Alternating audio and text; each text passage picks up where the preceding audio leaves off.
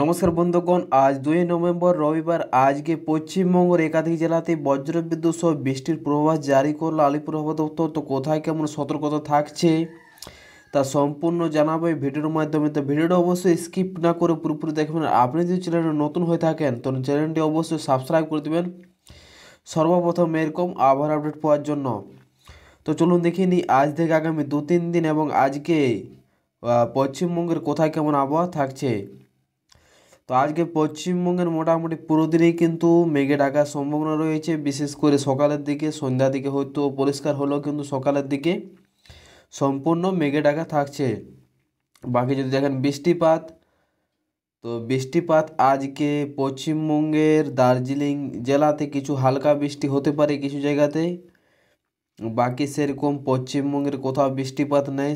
এবং বৃষ্টিপাতটা যদি দেখেন দুপুরের দিকে, তো দুপুরের দিকে কোথাও কোনো বৃষ্টিপাত নেই। হালকা ছিটেফোঁটা বৃষ্টি হতে পারে পুরুলিয়া বাঁকুড়ার কাছাকাছি জায়গাগুলিতে, এবং মালদা এবং উত্তর দিনাজপুর এবং দার্জিলিং কালিম্পং জেলাতে হালকা ছিটেফোঁটা বৃষ্টি হতে পারে।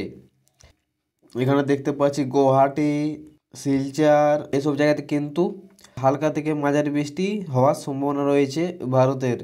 বাকি দেখতে পাচ্ছেন যে মোটামুটি বৃষ্টিপাত সেরকম ভারী বৃষ্টি কোথাও নেই ভারতের।